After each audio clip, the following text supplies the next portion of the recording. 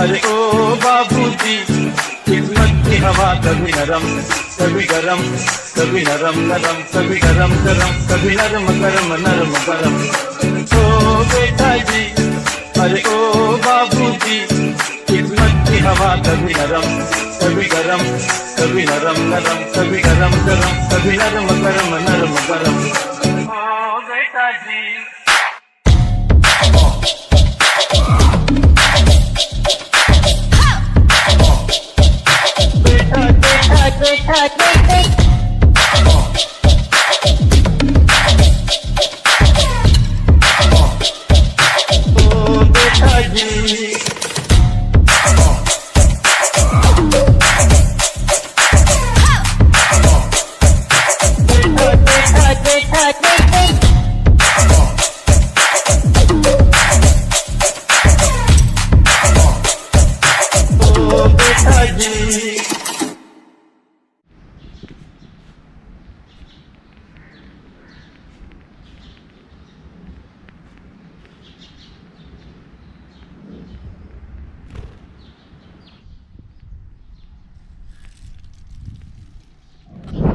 Assalamualaikum, this is Najmul Saqib live from Lahore and you are watching Adam and Eve Royal Creation channel। आज का जो vlog है वो बहुत special है। जैसे कि आप लोगों ने एक फ़िल्म देखी होगी कराची से लाहौर और उसके बाद फिर लाहौर से आगे, लेकिन उसके बाद फ़िल्म बनी नहीं है। तो ये लाहौर से आगे क्या था, तो लाहौर से आगे आज क्या आने वाला है वो हम आपको दिखाएंगे इस व्लॉग में, क्योंकि आज हम बाइक पर ड्राइव कर रहे हैं जनाब लाहौर से इस्लामाबाद।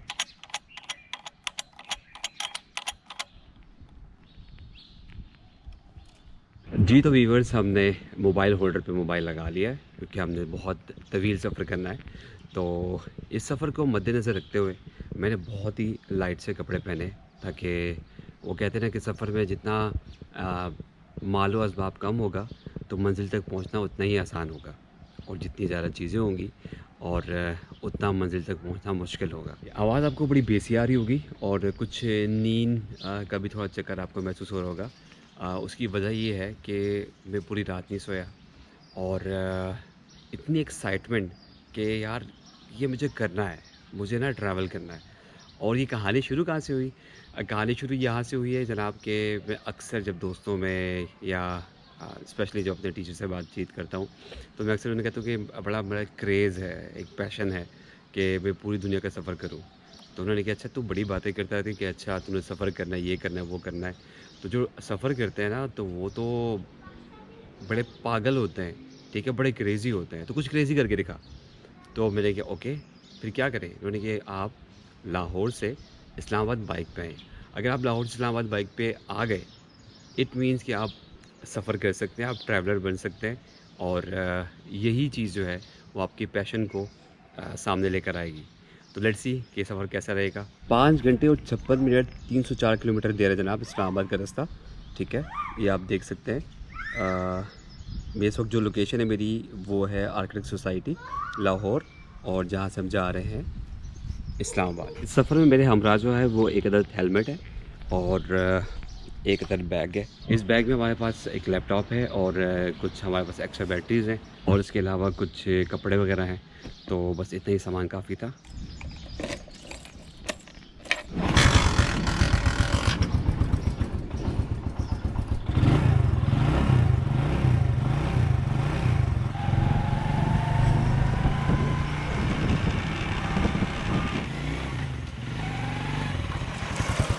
सफ़र शुरू होते ही एक भाई साहब जो उन्होंने आते ही ठा करके जो है ना वो बाइक जो है मेरी बाइक में मार दी। एक तो वो गलत क्रॉसिंग से आ रहा था और उसके बाद उनकी मैं क्या बात करूं, ढिठाई चेक कर लें कि इतनी ढिठाई थी जनाब कि मुझे कह रहे कि भाई एक तो वो गलत रास्ते से आ रहा था, उल्टे रास्ते से आ रहा था। मुझे तो भाई अगर स्पीड आपकी कम होती ना तो आप बच जाते, ठीक है। तो मैंने कहा कि आप अब बड़े हैं, बुज़ुर्ग हैं, अब आप मेरे को मैं क्या कहूँ, तो आप जाएँ। तो हमारे बड़ों से इल्तिजा है, दरख्वास्त है जनाब कि आप जब भी आपसे अगर गलती हो जाए तो काइंडली, जैसे बच्चे गलती अपनी मान लेते हैं ना, आप लोग अपनी गलती मान लेते हैं।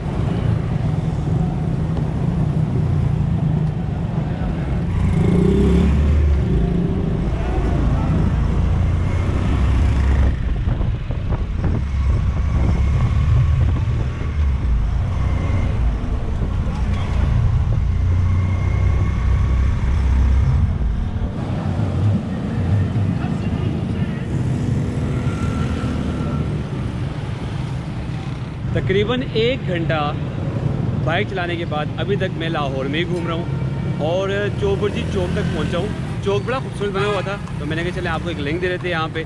तो अभी चौबुर्जी से हम आगे बढ़ते हैं और ये सफ़र अभी बहुत बाकी है। यहाँ पे लिंक देने का मकसद 2 चीज़ें थी। पहला ये कि एक तो मेरे बैग की जो स्ट्रिप है वो टूट गई है, तो ये फिर मैं जुगाड़ू काम करके उसको किसी तरीके से बांध लिया है, ठीक है।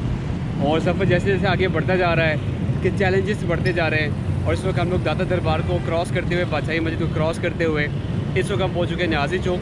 ये रास्ता बिल्कुल सीधे जा रहा है गुजरावाला और मुरीद की तरफ। तो यहाँ रुकने का पहला मकसद एक ये था कि बैग की स्ट्रिप टूट गई और दूसरी चीज़ क्योंकि पेट्रोल डलवाना था, जहाँ से पेट्रोल डलवा के फिर आगे बढ़ते हैं और ज़रा चेक करते हैं कि अभी फासला कितना रह गया है।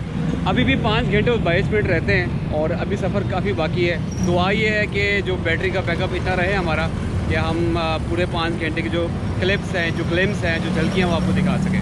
तो नाज़रीन हम लोग पहुँच चुके हैं इस वक्त न्याजी चौक और यहाँ पर हम पेट्रोल डलवा रहे हैं। तो शाम तुम कैसे भाई? ठीक ठाक है। 1500 का डाल दें।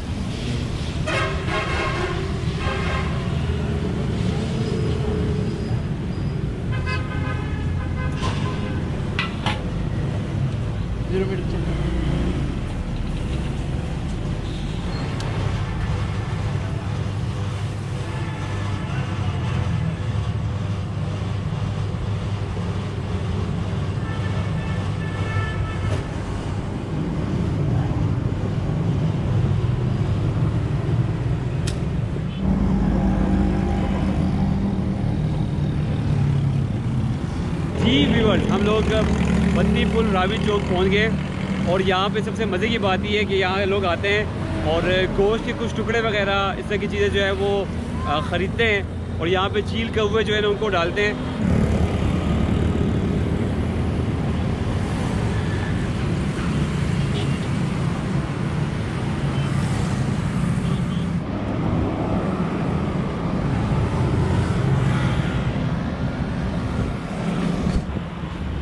इस वक्त 11:07 हो चुके हैं और हम मुरीद के पहुंच चुके हैं और सफ़र जूं का तूं है। रास्ते में मुझे कोई ऐसी चीज़ नहीं मिली जहां पे मैं आपको रुक के कोई लोकेशन वगैरह या कुछ चीज़ें दिखाता।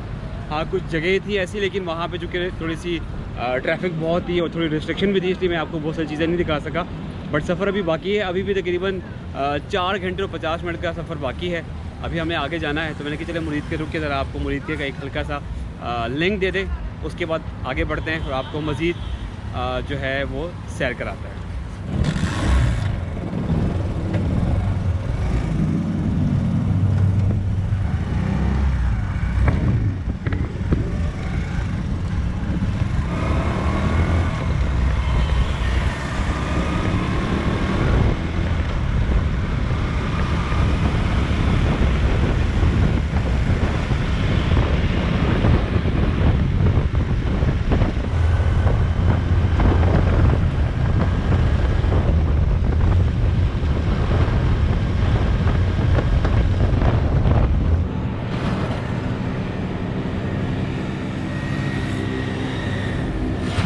फाइनली हम गुजरावाला टूल प्लाजा से एंटर होके गुजरावाला की तरफ रवा दवा है और अभी भी 227 किलोमीटर रहता है यहाँ से रावलपिंडी के लिए और 10 किलोमीटर के बाद हम पहुँच जाएंगे गुजरावाला।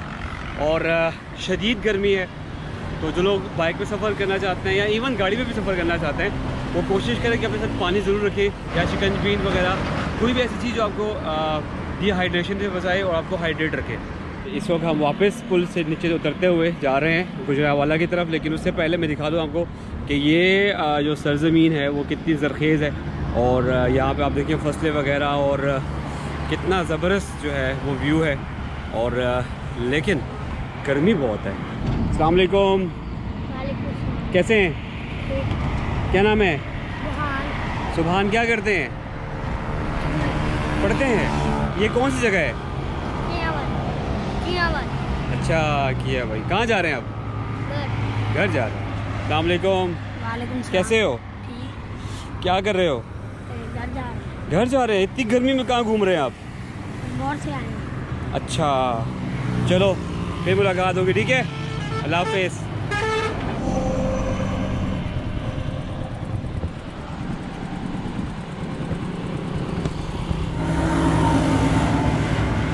जी तो व्यूअर्स, गर्मी बहुत बढ़ती जा रही है, ठीक है, ज़्यादा देर रुक नहीं सकते और गुजरावाला जाते हैं, वहाँ ब्रेक लेते हैं एंड लेट्स सी कि आगे क्या आता है।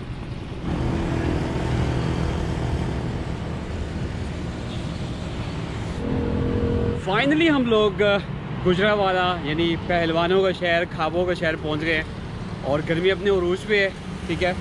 और मेरे पीछे आपने पहलवान के कुछ शॉट देख लिए होंगे, तो अब इससे आगे बढ़ते हैं और कुछ भी चीज़ जो हमें बहुत डिफरेंट लगे, मज़े की लगे, हम साथ साथ आपको दिखाते रहेंगे।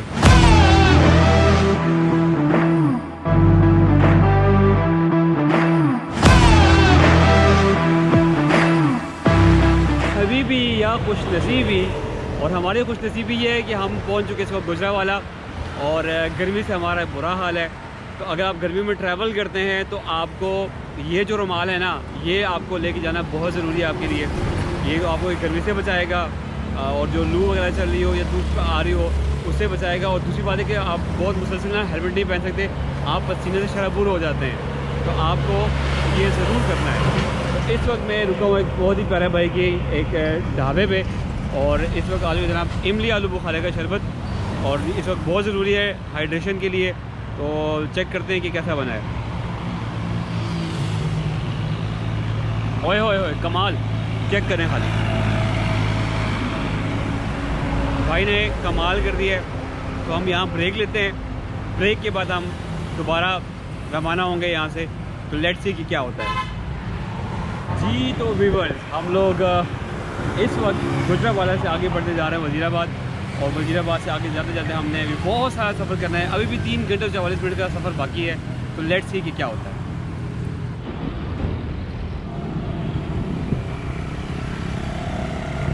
कहते हैं कि सफ़र वसीले ज़फ़र होता है, उसमें बहुत कुछ सीखते हैं आपको, और आप बहुत कुछ पाते हैं, बहुत कुछ खोते भी हैं। तो पहले तो मेरा बैग का पिन टूटा, और अब जो मोबाइल का ये देखें जो हैंडल था, ठीक है, वो भी टूट गया है। तो अब ये सफ़र आगे हमें और क्या सिखाता है, हम इसमें और क्या पाते हैं, लेट्स सी।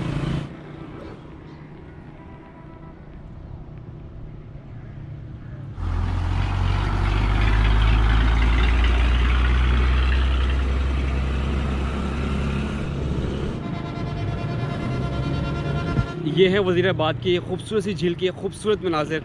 जिस पुल पे मैं खड़ा हूँ वो बहुत ज़्यादा उसमें लचक है। जैसे इस पर ट्रक गुजरा है ना, तो मुझे ऐसा लगा जैसे ना ये झूले की तरह उछल रही थी। जिसे अल्लाह रखे उसे कौन सके।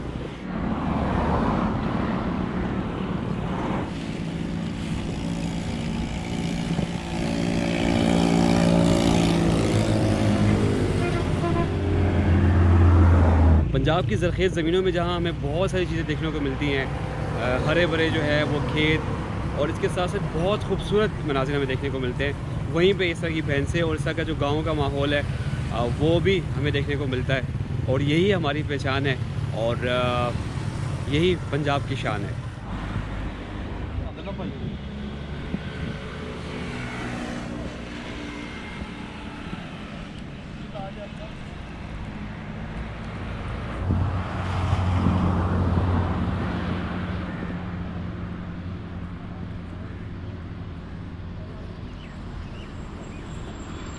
अच्छा, बड़ी इंटरेस्टिंग चीज़ें हैं। जैसे शहरों में ना आपको जैसे टॉय शॉप्स होती हैं, खिलौनों की दुकानें होती हैं, ये जो मच्छरों के लिए जाली मिलती है, वहाँ लोग अमूमन घूम फिर के, कई दुकानें बहुत दूर दूर होती हैं वहाँ मिलती हैं, ठीक है।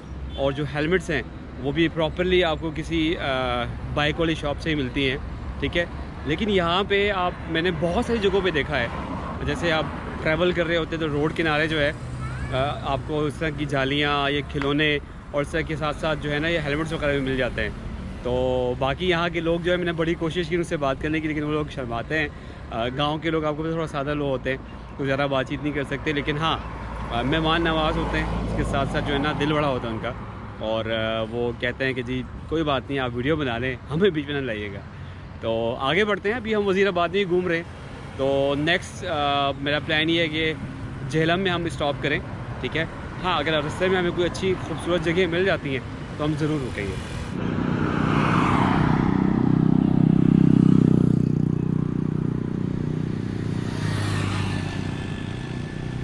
बड़ी इंपॉर्टेंट बात बताने लगा हूँ आपको कि जब आप ट्रैवल करते हैं और जीटी रोड से जा रहे होते हैं, ठीक है, और स्पेशली आप इन खूबसूरत से देहातों से गुजर रहे होते हैं, तो एक चीज़ का ख्याल रखिएगा कि यहाँ पे दोनों तरह से ट्रैफिक आ रही होती है, यानी रॉन्ग वे से भी चिंचियाँ भी आ रही होती हैं, बाइक वाले भी आ रहे होते हैं। तो अगर आप थोड़ा स्पीड से जाना चाहते हो तो रोड के बिल्कुल मिड में रहें, ठीक है। अगर साइड में जा रहे हैं तो थोड़ा स्लो चलिएगा, तो किसी वक्त भी कोई भी चिंची आ सकती है, कोई भी बाइक आ सकती है, और थोड़ी सी भी गलती जो है ना वो आपको कहीं से कहीं ले जा सकती है। तो थिंक अबाउट इट।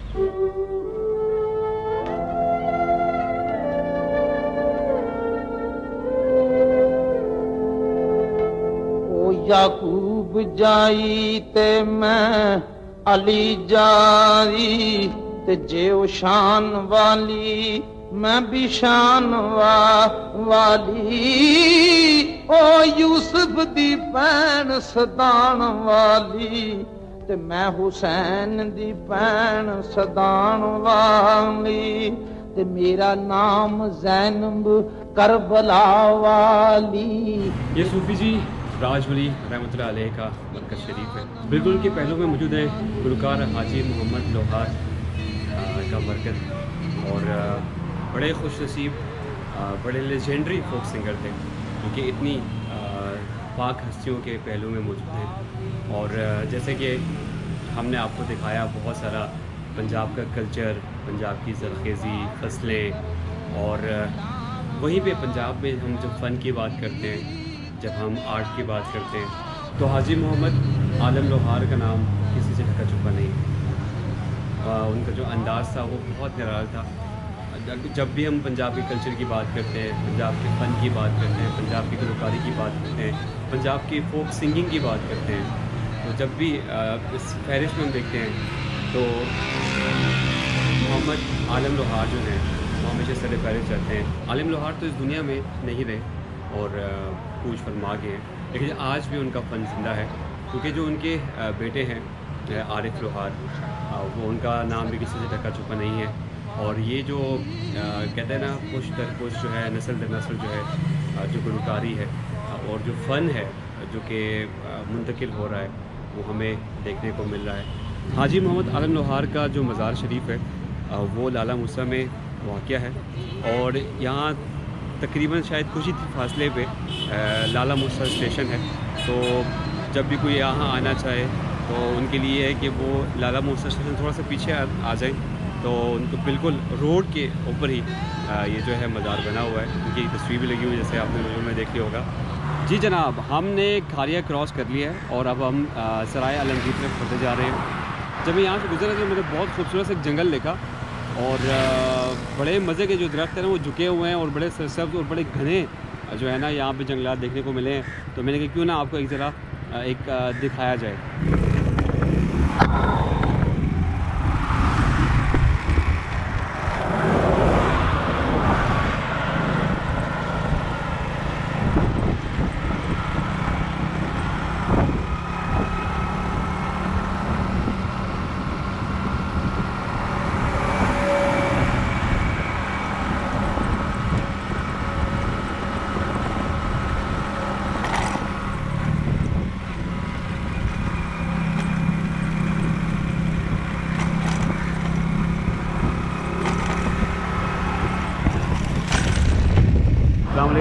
वालेकुम सलाम। कैसे हैं आप? ठीक ठाक भाईजान। क्या नाम है भाई का? शहबाज। शहबाज भाई, यहाँ क्या करे धूप में? भाई वैसे ही बैठा हूँ, बिकरेर आने वाला है, पट्टे लेने जाना है। अच्छा, ये जो पीछे है आपके, ठीक है, ये जगह कौन सी है? ये सराय आलमगीर। सराय आलमगीर की नहर है ये? जी हाँ, जी हाँ। अच्छा भैया, ये बहुत गहरी लग रही है। जी हाँ। तो आप बीच में नहाते हैं? जी हाँ। क्या बात है, ज़बरदस्त हो गया। और कुछ कहना चाहेंगे? बस मैं बैठे हैं जी बिकरेर के पीछे। आवे रंडी का पट्टे लेने जाना है। सराय आलमगीर की ये नहर बेहद खूबसूरत भी है और बहुत गहरी भी है। और भाई बता रहे थे कि यहाँ पे लोग नहाते हैं, लेकिन ये कि बड़ा ख्याल रखते हैं, जो माहिर तैराक होते हैं, जिनको तैराकी आती है, वही आके यहाँ नहाते हैं। और थोड़ा अगर आप देखें तो ये जहाँ तक आपकी निगाह जा रही है, ये नहर आगे बढ़ती जा रही है। काश मेरे पास ड्रोन होता तो मैं ड्रोन शॉट लेता, तो मैं फिर आपको यहाँ बिल्कुल राइट टू लेफ़्ट जहाँ तक जो है ना ये नहर जा रही है उसके शॉट ज़रूर दिखाता हूँ। फाइनली हम पहुंच चुके जनाब दरियाए झेलम, और ये आप देख सकते हैं कि बहुत ही लंबी रोड, और उसके बाद आप देखें ये दरियाए झेलम का जो लेफ़्ट वाला साइड है मैं आपको दिखा रहा हूँ, ठीक है। और ऊपर से आप देखें ये इसकी गहराई वगैरह भी देख सकते हैं, और उसकी दूसरी साइड पे भी आप देख सकते हैं सामने आपको दरियाए झेलम का पूरा एक मंजर नज़र आता है। और एक और छोटी सी टिप जो कि मैं सफ़र के हवाले से आपको देना चाहूँगा कि जब आप सफ़र करते हैं तो अमूमन जब रास्ते में आपको बहुत सारे ऐसी मुख्तलिफ़ बाज़ार आते हैं, मुख्तलिफ़ छोटी छोटे शॉप्स आती हैं जहाँ से अगर आप कुछ खाने पीने के लिए रुकते हैं तो अमूमन उनके पास जितनी भी जो चीज़ें होती हैं अमूमन वो रेप्लिका होती हैं, ओरिजिनल उनके पास कोई भी ऐसा बिस्किट वगैरह केक वगैरह चीज़ें नहीं होती हैं अमूमन उनके पास, ठीक है। और वो महंगे भी बेच रहे होते हैं और चीज़ें भी गैर मयारी होती हैं। और दूसरी चीज़ मैंने एक चीज़ नोट की है, जब आप सफ़र करते हैं और मुख्तलिफ़ जैसे ढाबों वगैरह पे रुक जाते हैं तो जो ढाबे वाले हैं ना उनकी एक साइकी है कि जब वो किसी नए बंदे को देखते हैं जो कि उनकी अगर लैंग्वेज अगर वो पंजाबी नहीं है या वो यहाँ के लोकल रिहायशी नहीं है, तो वो क्या करते हैं कि वो जो रेट्स हैं, चाहे आप चाय पी रहे हैं या कुछ भी कर रहे हैं, खाना खा रहे हैं, उसके रेट वो बहुत हाई बोलते हैं। जब आप जो लोकल लैंग्वेज उनसे बात करते हैं तो उनको लगता है कि आपका मकामी बंदा है, तो फिर इसीलिए फिर वो उनके साथ जो है ना वो रियायत करते हैं।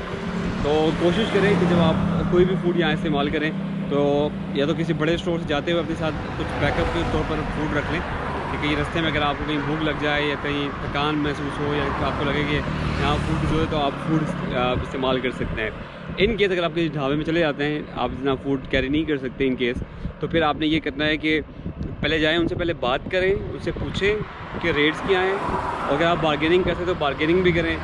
लिटरली मैंने अभी चाय पी है और वो साहब जो हैं वो कह रहे थे कि जी ये कितने रुपए का है, वो इतनी चीज़ें। और उसके बाद जब मैंने कहा कि यार ये आप तो ज़्यादा कर रहे हैं, तो कहते चलो कोई बात नहीं, आप इतने दे दें। इट मीन्स कि यहाँ कोई रेट फिक्स नहीं है, तो थोड़ा सा आप समझदारी के साथ इनके साथ अगर वो करेंगे तो डेफिनेटली ये लोग जो है ना वो आपके साथ रेट्स में पंगा नहीं करेंगे। तो जनाब झेलम के बाद अब अगला पड़ाव क्या होगा, हम दीना में रुकेंगे या उसके बाद हम गुजर खान रुकेंगे। लेट्स सी कि रास्ते में हमें और क्या चीज़ें देखने को मिलती हैं। एक और चीज़ बड़ी इंपॉर्टेंट है, लाइक कि आप लोग सोच रहे होंगे कि यार ये जो इतना तवील सफ़र है इसमें आप बहुत सारी चीज़ें नहीं देख पा रहे या नहीं दिखा पा रहे। देखें ये एक रोड ट्रिप है और हर शहर की बहुत सारी मशहूर जगह होती हैं, और अगर हम एक शहर में रुकें और के मुख्तलिफ़ तारीख़ी जगहों पे या मशहूर जगहों पे या जो कि पब्लिक प्लेसेस पे जाएं, तो शायद हम ये पूरा ट्रिप जो है और इस एक वीडियो में वो सारी चीज़ें कवर ना कर पाएँ। तो बस जो रास्ते में जो चीज़ें आ रही हैं मैं आपसे शेयर कर रहा हूँ। तो this is the whole thing, like कि मेन चीज़ ये है कि अगर आप सफ़र करते हैं तो आप उस सफ़र में आप क्या क्या चीज़ें आपको देखने को मिलती हैं, सीखने को मिलती हैं, आप चीज़ों को एक्सपीरियंस करते हैं और आप इस एक्सपीरियंस से क्या सीखते हैं।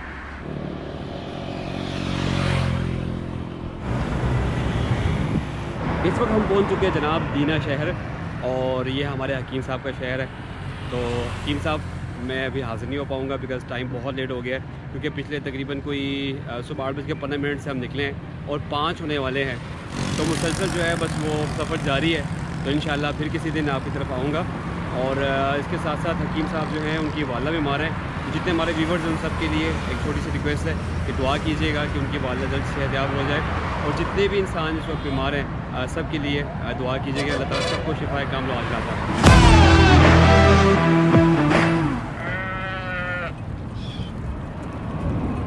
8 घंटे हो गए सफ़र करते हुए और पिछले 24 घंटे हो गए मुझे जागते हुए। एंड लिटरली जब मैंने यहाँ दीना क्रॉस किया, सुहावा आया, तो इतना सुकून मिला कि मेरी सारी थकावट ख़त्म हो गई।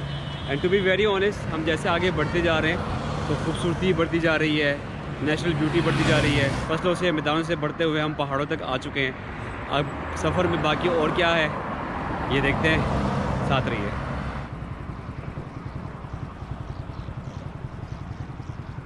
ये सुहावा की ब्यूटी है।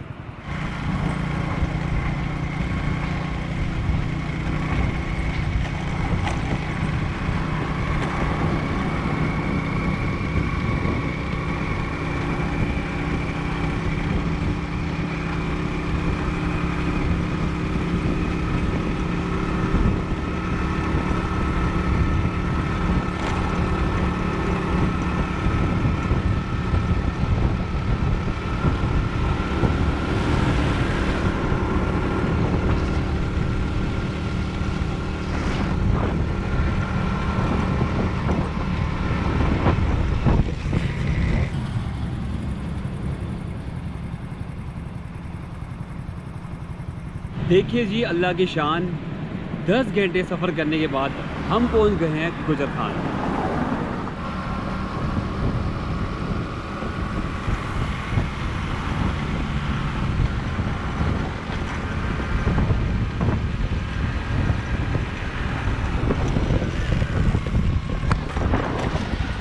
सफ़र अभी ख़त्म नहीं हुआ, सफ़र अभी जारी है, साथ रहिएगा।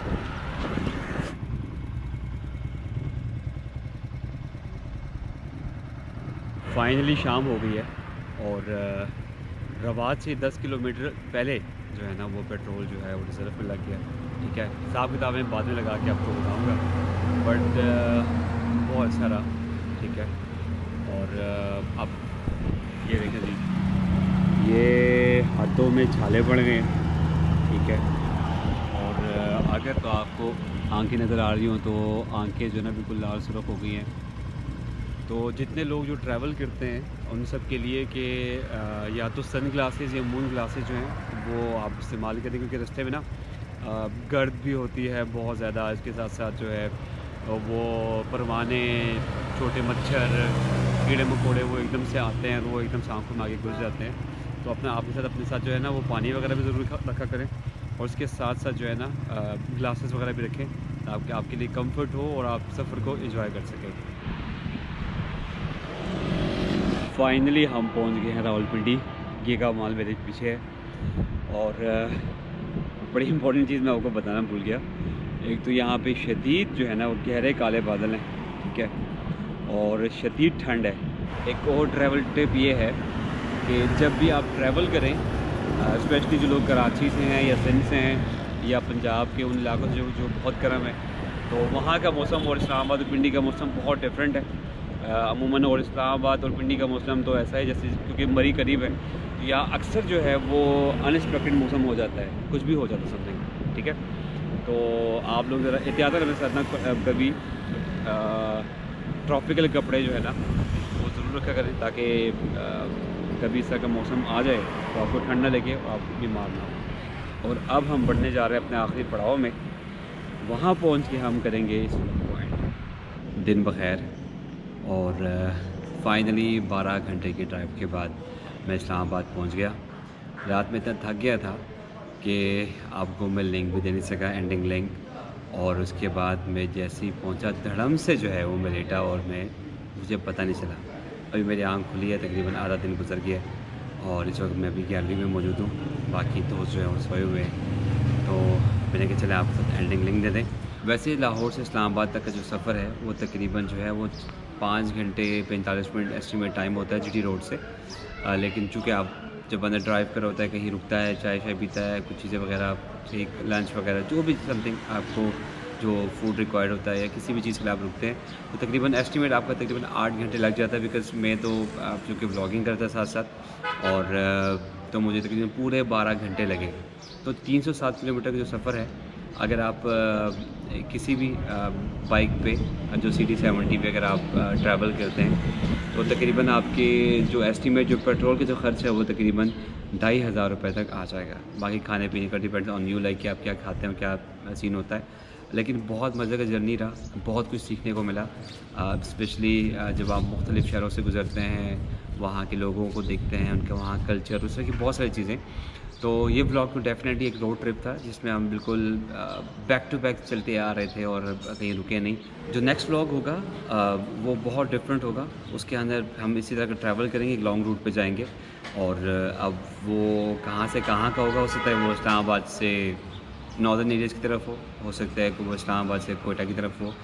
एंड चलें, ये सरप्राइज़ है, वो हम आपको बताएँगे। लेकिन वो जो व्लॉग होगा वो बहुत डिफरेंट इसलिए होगा कि उसमें हम लोग मुख्तलिफ़ चीज़ें आपको दिखाएंगे। लाइक मुख्तलिफ़ शहरों में हम रुकेंगे, वहाँ की जितनी भी मशहूर जगह हैं वो आपको दिखाएंगे, वहाँ के जो खाबे हैं वो आपको उसका एक्सपीरियंस करवाएंगे, वहाँ का कल्चर दिखाएंगे, सकाफ़त दिखाएंगे, वहाँ क्या कुछ होता है, वो सारी चीज़ें आपको दिखाएंगे।